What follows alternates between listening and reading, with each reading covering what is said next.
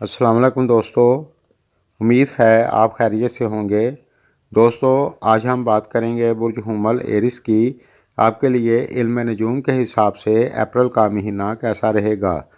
जिन दोस्तों ने मेरे चैनल को पहले सब्सक्राइब नहीं किया तो कर लें और साथ बेल आइकन पर क्लिक कर दें। इससे ये होगा मैं जब भी नई वीडियो अपलोड करूँगा तो सबसे पहले आपको मिलेगी। शुक्रिया। तो चलते हैं अपने मौजू की तरफ। सबसे पहले हम बात करेंगे बिज़नेस और कैरियर की।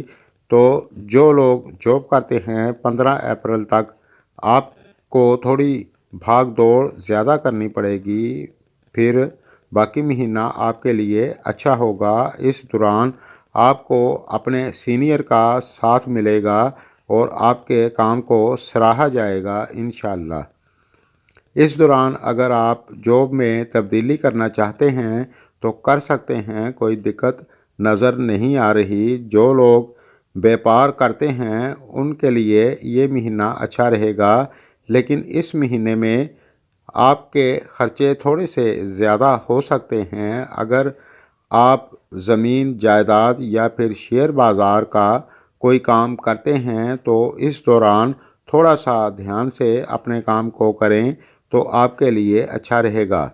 और अगर इस दौरान आप किसी से पार्टनरशिप करना चाहते हैं तो ध्यान से सोच समझ कर करें, यानी आप पार्टनरशिप उससे करें जिसको आप अच्छे से जानते हैं। ये महीना काफ़ी हद तक आपके लिए अच्छा रहेगा, कोई बड़ी दिक्कत नज़र नहीं आ रही। जो लोग बैरून मुल्क जाकर जॉब करना चाहते हैं इस दौरान आपके लिए आसानी हो सकती है। इस महीने की 13 तारीख तक अपने गुस्से पर ख़ास तौर से कंट्रोल रखना है, नहीं तो दिक्कत हो सकती है। और जो लोग जॉब की तलाश में हैं 5 अप्रैल के बाद काफ़ी हद तक जॉब मिलने के चांस हैं। अब बात करते हैं फैमिली और शादीशुदा लाइफ की। तो ये महीना आपके लिए अच्छा रहेगा।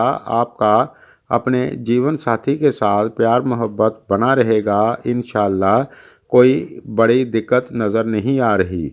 इस महीने में आप अपनी फैमिली के साथ किसी जगह घूमने के लिए जा सकते हैं या फिर फैमिली में कोई खुशी का काम हो सकता है, जैसे शादी वगैरह।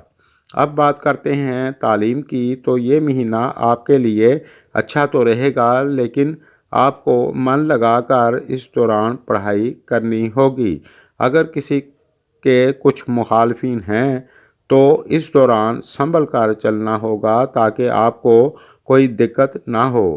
इस महीने में आपको अपनी बोली को थोड़ा मीठा रखना है, घर में भी और बाहर भी, नहीं तो थोड़ी बहुत दिक्कत हो सकती है, ध्यान रखें। अब बात करते हैं सेहत की। तो इस महीने में अपने खाने पीने का थोड़ा ध्यान रखें, ज़्यादा बद परहेज़ी ना करें तो अच्छा रहेगा। और जो लोग पहले से बीमार हैं और मेडिसिन ले रहे हैं तो अपनी मेडिसिन वक्त पर लें। मेरी दुआ है अल्लाह तमाम बीमारों को शफाए कामला अता फरमाए। दोस्तों, हर महीने हस्ब तौफीक सदका दे दिया करें, इससे बहुत सी परेशानियां दूर होती हैं और गायब का हाल अल्लाह जानता है। इल्म नजूम के हिसाब से जो कुछ नज़र आ रहा था वो आपको बता दिया है। मेरी वीडियो अगर आपको पसंद आए तो लाइक करें, शुक्रिया, और दोस्तों के साथ शेयर करें।